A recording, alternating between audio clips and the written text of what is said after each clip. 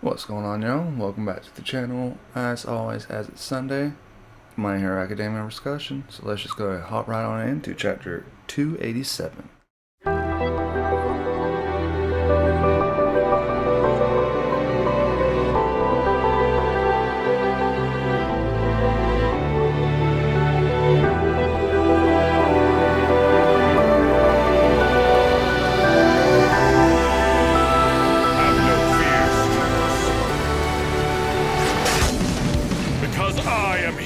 Alright, so chapter 287 starts off with Nana basically saying not even death could keep us from meeting again, all for one.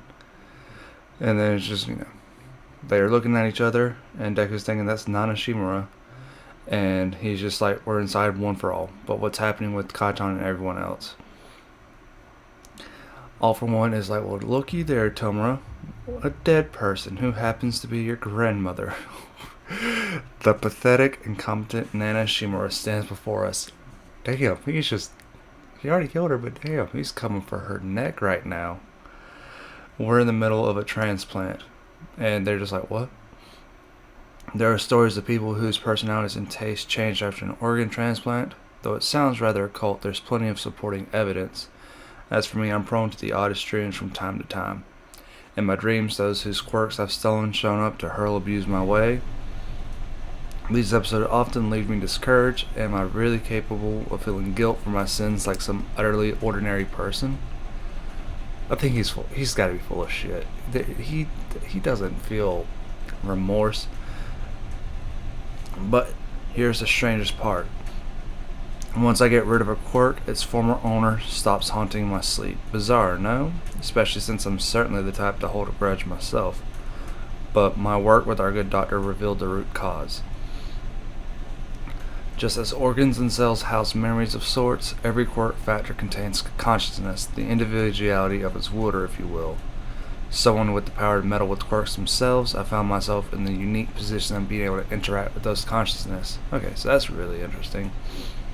And then we just see Shigaraki just like having like this kind of like a semi-annoyed look, and then we go to Gran Torino saying quit trampling all over Shimura's memory. So that explains that. I guess that's why he said that.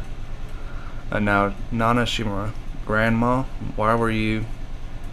And then we just we cut back to Shigaraki before he kind of awakens, where he has like his family trying to grab him to keep him from going forward, and we have, all for one doing this over right here, trying to pull him forward. Then we come back to all for one.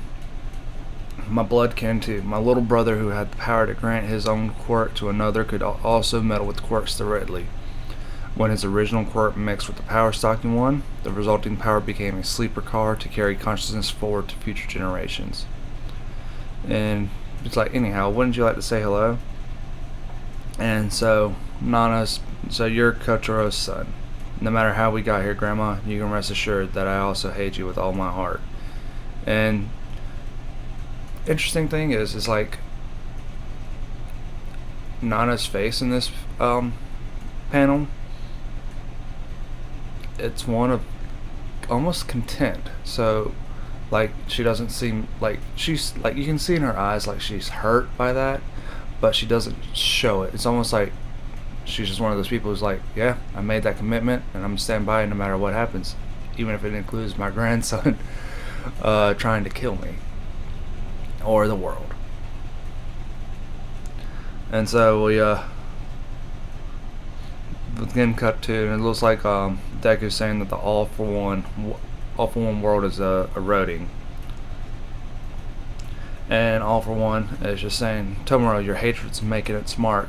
The rule is that only the will of one for all's wielder can affect it, but your rage is starting to eat away at that very rule. And all for one's just starting to laugh. And all for one just like, whoops, nearly forgot you hate me too. All the better now. How fitting for the symbol of terror, not Terra. And someone just says freeze, and then it says, but it's still not enough, it seems. Oh shit. The brother just showed up. First time we get to see him. Since my brother's as obstinate as I am, so he's the next. So is he the next in line, brother? It's such a shame that I can never make you mine. And he's just basically saying, we're never going to go to you. We have chosen to remain within this boy.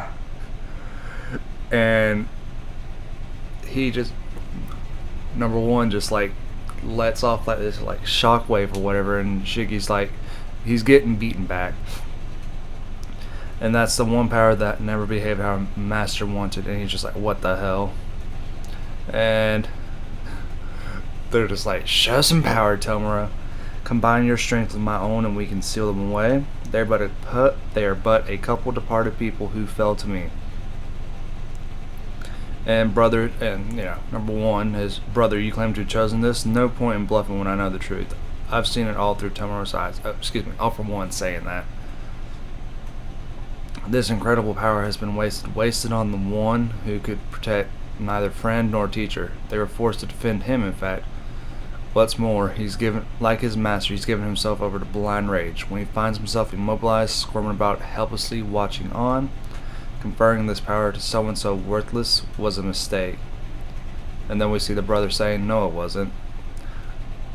And just all for one, just kind of gives off a little like smirk, saying, someone who exploits people like you can never understand what drives this boy to shed blood. He rages for the sake of others. For them, he does his best until he can do no more. This young man is possessed by a drive to save others that eclipses all common understanding. Our power is his, and we shall follow him. And then we just see Deku just like, almost like he's being, like he's still being held back by like the, I guess, the darkness in the All for One world. And it's just like most of it, like his face just like covered, like it's trying to hold him back, but he's just running forward. And then there's just a giant explosion, and they come back into the real world. Deku's just worried, like, did he steal it? But he couldn't have, and he is just wrecked. Like, this is bad. And so is Shigaraki. Like, you can just tell his body's just like all burnt up. Bad. It looks like he still has like skin peeling off. That's how bad it is. And you know, Deku's obviously, he couldn't have stolen it. He couldn't have.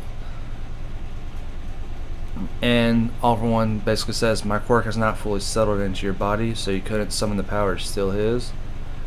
But don't black out. Your body must achieve completion, retreat, take stock, and live to fight on. Excuse me. And then Deku's just like, please, Shigaraki, don't move again. Please don't start moving. Alright, and so down below they're like, Shigaraki's fighting Endeavor. Let's prep. Prep for what? And that looks like it's the League of Villains. So I think that's, yep, it's Dobby saying that. And he's just like, you know, to tear down this fake hero society, of course.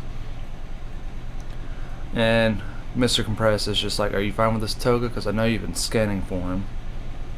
Those UA scamps you love so much, they are heroes too. And they're like, and she's like, where do they draw the line?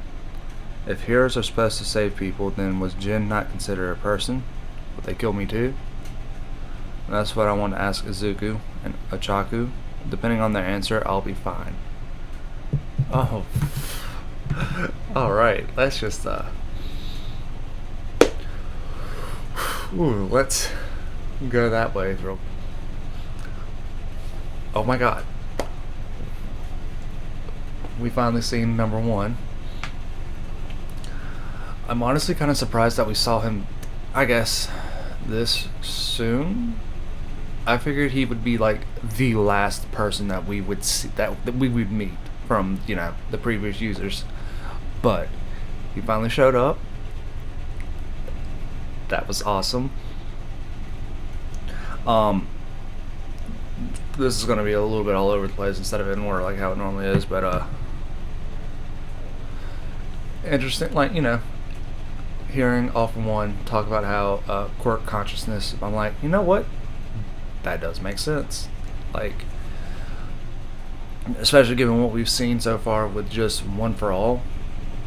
and the previous users and everything, that it makes sense. It's especially interesting to know that from, I guess, common people, that's still a thing too. That as long as he has their quirks, every now and then they'll show up. Again, it was. I don't know if he was just saying that to be like a smartass or if he was being genuine, but the fact that he almost had some sort of like guilt and regret over taking those people's quirks, that was really interesting. Like I said, I don't know if he was just saying that just like kind of like be a little smartass or not, but the fact that he even voiced that opinion, maybe not necessarily opinion, but he would voice that statement, just makes you think like, that's kind of weird that you would feel that way. Um, Interesting. That's right. I remember now. Whenever during the League of Villains, when Shigaraki first kind of like awoke or evolved his quirk, I guess you could say, he kind of regained his memories more or less from like when he was younger, or not necessarily regained them, but he unsuppressed them, which I guess is the same thing. So just I'll try and look for the panel later. It's just hard to find like good scans online, or at least I don't know how to find the better scans online other than just like Google searching it and just scrolling for like an hour. But the number one, it's he almost kind of like he doesn't look like Deku. That's what I'm trying to say, but he kind of reminds me of Deku's design, or at least it's just in the sense that how I mean, other than the fact that Deku's got like green hair, he's very plain looking in his design. There's nothing really outright special or noticeable with Deku's like design, which was pretty much very intentional on Horikoshi's part. Um, yeah, basically number one is just he's got long blonde hair and you only see one eye, and then he's just like wearing like almost like a long sleeve white shirt and black pants, and so like compared to Nana, who's very striking, or and Shigaraki and Endeavor and Bakugo even All Might, he's just very plain looking. So I'm just kind of wondering if that was well, kind of like an intentional thing on Horikoshi's part with the design, and just the fact that Deku is so plain looking, yet so is Number Wood.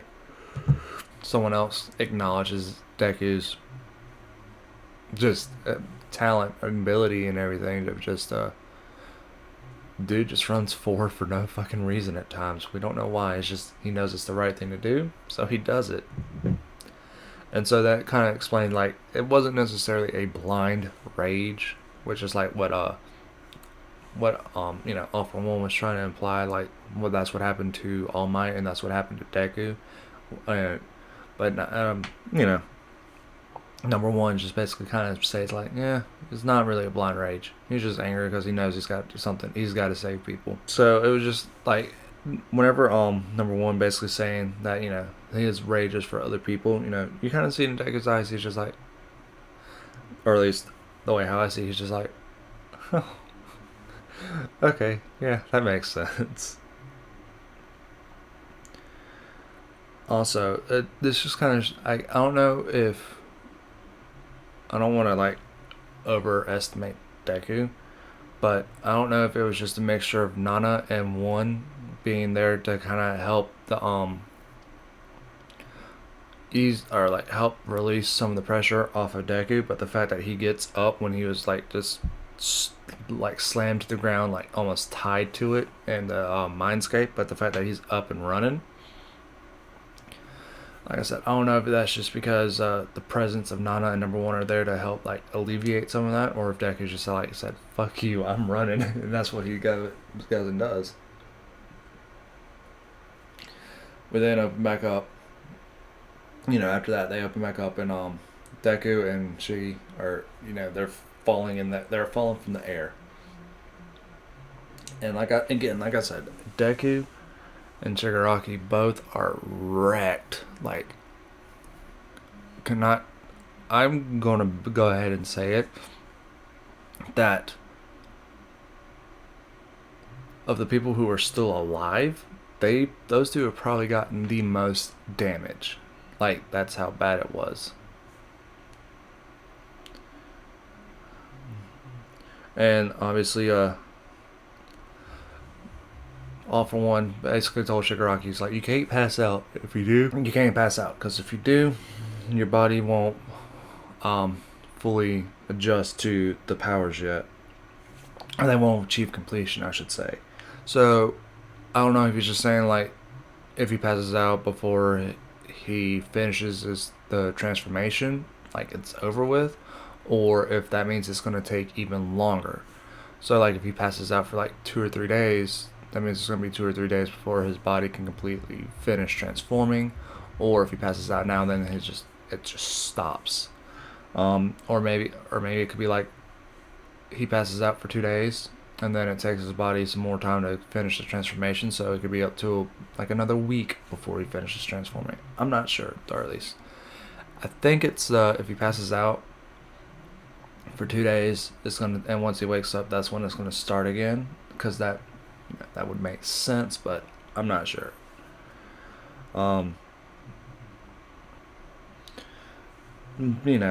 Dabi being Dabi, ready to destroy shit. And then seeing Toga basically saying that she wants to know where they draw the line, and how she's like, well, they could try to kill me too.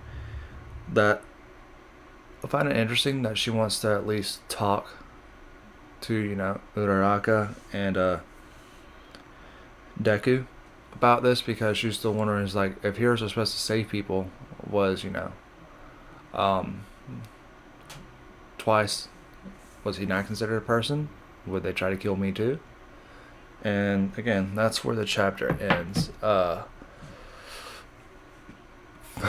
Holy shit. Like I said, a really great chapter. Again, like I said, I was really surprised that number one was kind of revealed now. It makes sense, obviously. They're in the All For One landscape, and All For One's there. I just assumed like he would be like the last the last person that we met. Like go back to like Avatar: The Last Airbender. Like how Kuruk was like the last Avatar we saw, or the oldest Avatar we had seen in the Last Airbender series, up until Korra, where we first met Wan. So it was just kind of interesting. I figured, it would be some time before we saw number one. If anything, I expected a Black Whip to show back up. Honestly, I figured this would have been a perfect chance to introduce a few more of the previous users, and then still have, like number one, maybe number two, still kind of kept in shadow. Oh, and I think it was number 4 as well, the one that Bakugo and All Might were talking about, that they just didn't know anything about. Like, kind of have those still in shadow, maybe introduce some of the other ones. But now, just like, number 1's out. I'm like, okay, that works for me. Again, I wonder if there's like any kind of like similarities in the reason why number 1 and Deku are both like really plain design characters. I'm not trying to say that they're related or anything like that, because that's really stupid. If they are, I don't understand, like, that. I think that'd be dumb if they're related somehow. But like I said, I find you could have made number 1 look like anything, but the fact that he kind of went with so plain of a look, and like, I'm pretty sure, like, if I'm remembering the interview correctly, from what I remember, Hirikoshi purposely designed Deku to be kind of like plain looking and boring and everything like that, so that was all intentional. So I just wonder if there's something, similar concept of creation of the character creation that they're doing. I don't know, but honestly, chapter was really hyped. Um, so yeah, if you read the chapter, let me know down below what you think of it. What are your ideas? What's going to happen next? Do you think Bakugo is alive, or do you think he's dead? Or because we haven't seen him in the last couple of chapters, which hasn't really been the focus, but still got to want to know. Anyway, what are your thoughts and opinions on the chapter? Comment down below. Let's get this discussion talking. But anyway, as always, I want y'all to have a fantastic day, and I will see y'all later.